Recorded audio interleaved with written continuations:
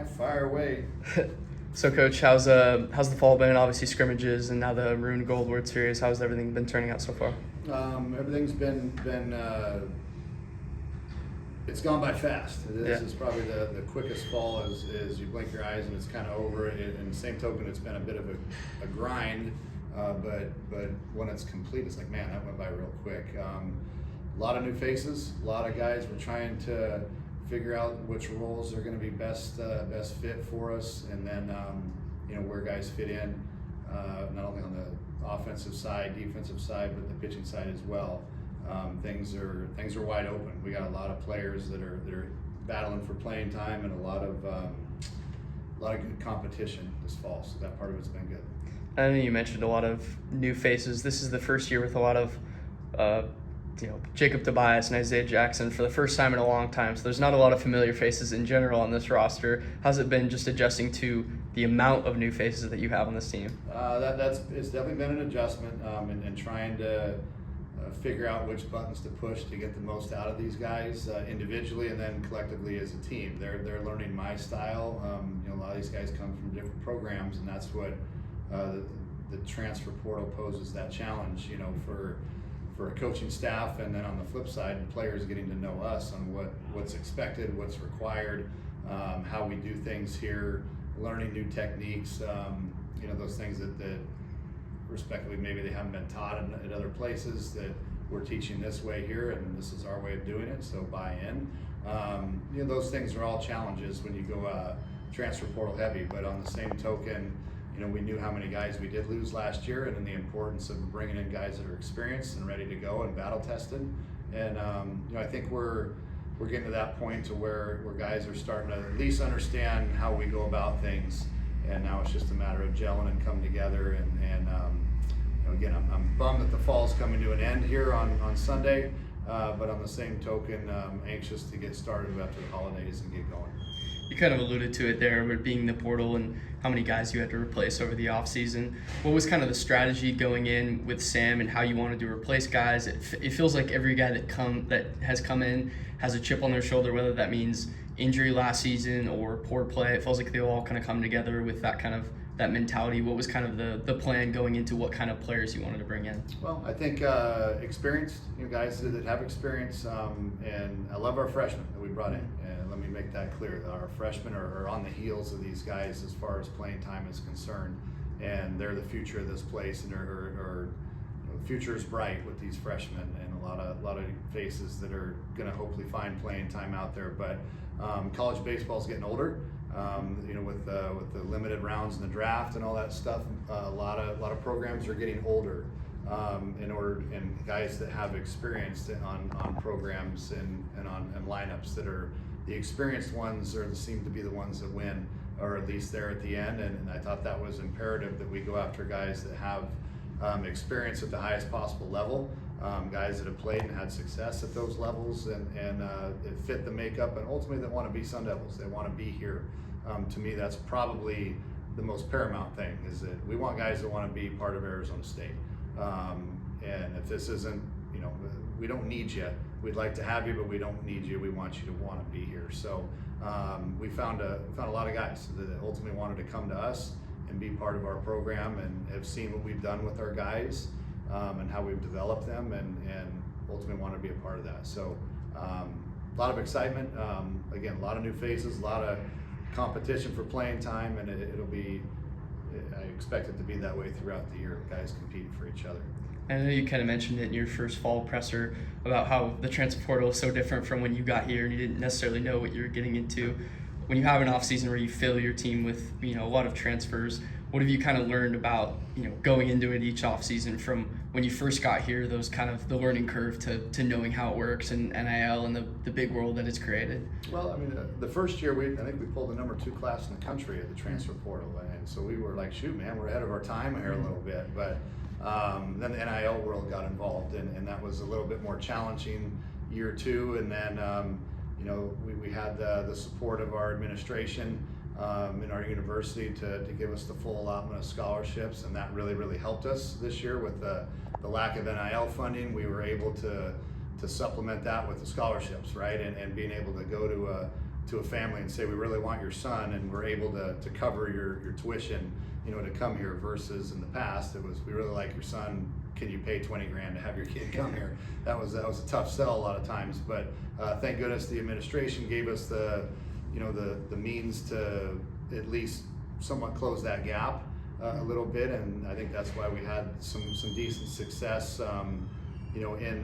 in the portal from that standpoint. Are we there yet? No, we still need, Kenny's spoken very heavily on the need for NIL, and we need it, right? We need local businesses and people to get involved if we want to continue to have a chance at success.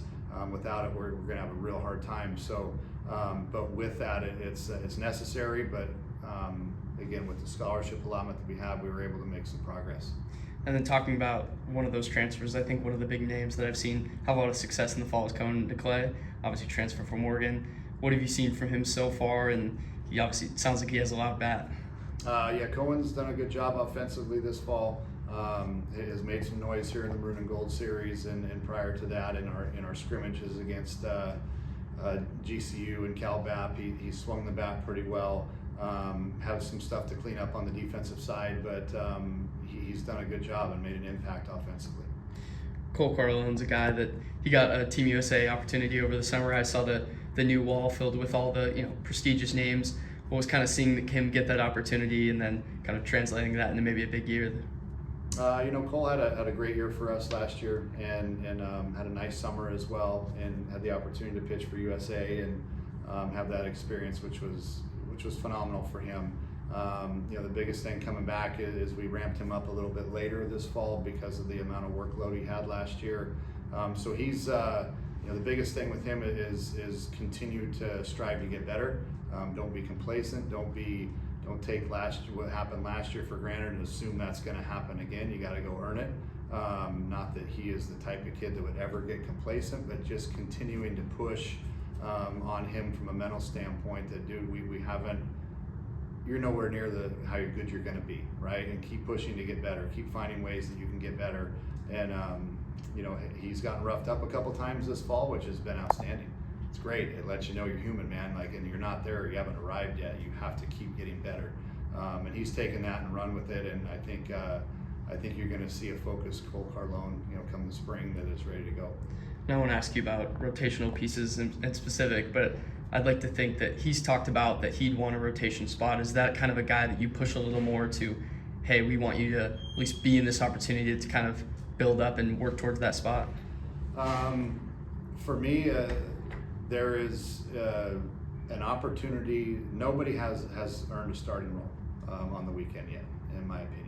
And I think Jeremy would echo that, and I think you ask anybody in that clubhouse, including the pitchers, and they would all echo the same sentiment. No one's earned that yet. Little bit, I want to say concerning going into the fall, end of the fall, that no one has stepped up and taken over that role. I think that's good for the competition part of it coming back in the spring.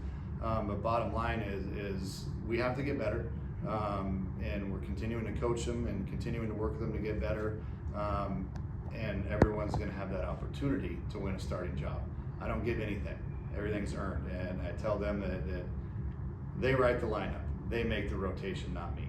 At the end of the day, how you perform is ultimately who I put on the weekend is Friday, Saturday, Sunday. And then the guys fall in behind that. Is Cole in that mix? Absolutely. Has he earned it? No, he hasn't. Nobody has, to be quite honest, and that opportunity is still there. Landon's a guy that obviously had a big freshman year and played a big role when he didn't necessarily think that he would have been in that spot, but he ended up being one of the most integral pieces of that lineup. Feels like he's gained a lot of weight. He had a productive summer, it sounds like, from what he's talked about. How do you see him kind of growing, maybe as a leader, being one of the only few returners in this lineup, and then also growing his game as the power? He's kind of mentioned that being something next step to his game. Yeah, I mean, and again, I hope he avoids talking about power too much, because that's just going to come naturally. Mm-hmm. He's such a good hitter and has such a good bat path and bat to ball skills and an idea how to hit. When you try to start reaching for power, that's when power does not come. So I think for him, it's just focus on good, solid contact. His power is going to come, I promise. And just if you look at him physically, he's made a transformation from his freshman year to sophomore year. physically. So just that alone is going to create more power numbers for him. But again, my main thing with him is be a staple in the lineup, be ready to hit, have good at bats, continue to work on his approach, and the numbers will come. If you try to put up numbers, usually that backfires on you. So just go be a good hitter like he is, and he's going to have a great year. Among those transfer bats, obviously Dean Toigo had one of the better years at UNLV in their history. Dominic Smaldino feels like he's had a really productive fall so far. Has there been any of those bats that's really stood out to you as kind of going forward? A lot of good players that have come in and done a really nice job. Dean has been probably at the top of that list of guys that have come in and made an impact, and absolutely loved in that clubhouse immediately. He's a fun dude that keeps it loose, but make no mistake, when it's between the lines, that dude's a gamer, and he plays extremely hard. Older guy, fifth year senior, has been through the ringer, been to junior college. He's been humbled, and he comes in here with a fresh slate of an opportunity, and he's been outstanding for us this fall, and really been an immediate plug and play leader type guy in that clubhouse and on the field. Top of the list as far as, he had a walk-off homer yesterday in the maroon and gold. Just been outstanding. So can't say enough great things about him. He's going to be a huge part of our success hopefully this year. And then Austin Rolig has done a great job. PJ Moutsaritis has done outstanding, especially late in the fall. Early had some rough edges, but he's cleaned those up and has done really well. And then Dom Smaldino has made a few adjustments here as of late and really been on a tear. So there's again a lot of competition out there for. Dominic Longo has come in and done a really nice job as well at third base, center field, moving around the diamond, and we're going to need those guys, to continue being impactful. But there's only 9 spots out there, so we have several guys that are capable of starting. Matt Polk, another guy, and those guys are all going to fight for playing time and keep each other on our toes. So I think that'll be good. I couldn't believe they didn't ask you this at the other press conference, but obviously Jacob Tobias finally got his opportunity going over to play in Australia. I know that he was kind of coaching and being around around here for a little while before he got that opportunity. What was it like to see him kind of get an opportunity going to play professional ball there? It was awesome. I was hoping. I'm still somewhat disappointed that he didn't get an opportunity with our draft here. I thought he deserved it, thought he earned it, but the kid has continued to work, got an opportunity in Australia. He's catching, doing some different things, catching, playing third base. If you guys remember, he did play third base in the conference finale for us. I played third base. I threw him out there, and I'm like, man, we got to go with him there, which was kind of eye-opening for a lot of people. But kid can do it. He can do it, and I think he realized he needed to be more than just a first baseman. But I guess he's done an outstanding job, really, in the land down under in Australia, being a catcher, and doing a good job back there. He called the other day, called Jeremy Accardo, and I could just picture the big Cheshire Cat grin of his, and had 5 hits, with a homer and a couple doubles. I'm like, Toby's being Toby, man. So I really hope he continues to excel in Australia and get the opportunity to come back home and play here. I guess I kind of shared those disappointments watching the draft and seeing him kind of fly down boards and eventually going undrafted. Do you have conversations with scouts and kind of people at the next level about what kind of was missing from what was an illustrious college career? Yeah, I think they have their metrics, and they have their things that they sometimes go by, which agree with it, disagree with it, not my place. They're the ones that are running their organizations and doing those things and ultimately have to make the draft picks. I just know Jacob Tobias is a player, as a young man that I've been fortunate enough to coach for the last 4 years, and know what he's capable of doing. And the kid's just a baseball player. Is he the most athletic, guy to moving around the bag? No. Is he gonna have the most exit velo coming off his bat? No, but the kid can flat out hit, right? And he's a great kid to have in your clubhouse and part of your organization. And he just might hit his way to a big league job. You never know. but love him. I'll always support him. I'll always have his back, and hopefully he gets another opportunity or continues to take advantage of the opportunity he has. And if he gets one here, hopefully he takes advantage of it. And for the guys that did go in the draft, obviously it was a pretty loaded class, being 9 players go in the first 10 rounds. How was that seeing all those guys go so early and everybody taken, and what does that say about the program that you guys are building, being MLBU? Well, I think it's a tribute to our coaches. I'll give them the credit for being able to continue to develop these guys, but the ultimate credit goes to the players. They're the ones that put the work in. They're the ones that dedicate themselves day in and day out, hour after hour, and keep grinding. And goes to show you that the hard work pays off, so long as you do it right. And those guys are hopefully being taught the right things. They're definitely put the work in. And to produce 9 guys, in the draft last year was, it was awesome. I was happy for those kids as individuals that get to move on. It's great to have them come back and look at me like, gosh, coach, you weren't lying.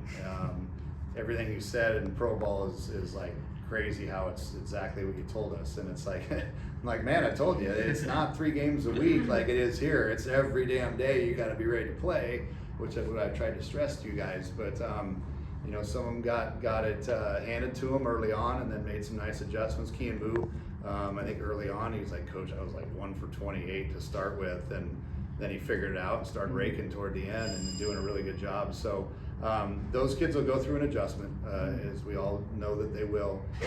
But I believe in the character of them. I believe they'll be good representations of our program. I guess where I'll leave you off, and it kind of lays from some personal curiosity. Tony Vitello was the first, I believe, guy to go from no professional experience into a big league job, but he's been coaching since 2004. He's around your age. I was curious what your thoughts on him making the jump and not have any professional experience.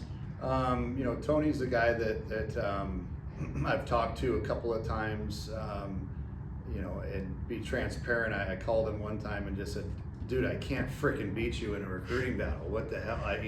What are you doing that I'm not doing? Help. I want to get this right. How did I not get this guy? And we've kind of gotten to know each other a little bit over the past few years in a fun way, kind of recruiting battle type way. But and in all seriousness, he's called a couple times about kids that they were facing that we had already faced and wanted scouting reports. And he's a great personality. He's had tremendous success at Tennessee, and I think if there's a guy that can do it and make that jump, it's him. He is confident enough in what he's doing. He has a charisma about him that players gravitate to, and he's got the experience, man, and he's done a phenomenal job everywhere he's been. So is it a big jump to the big league level? Yeah, it is, but I would argue the opposite, where it's a hell of a big jump to go from professional into college. Like, there is a lot of things you have to organize and do in college yourself as a head coach, that a lot of those things are taken care of for you when you get to a big league level. Now you just got to manage, and you have one job to manage your team. Whereas he, as a college head coach, you got 70 different hats that you got to wear. But the dude's good. He's really good at what he does. I think if there's a guy that can be successful at it, it's him. I'm pulling for him as much as Giants. I'm not sure if I can say I pull for the Giants. I'm a D-back at heart and a Mariner at heart, but I hope he has success, because if there's a guy that can do it, it's him.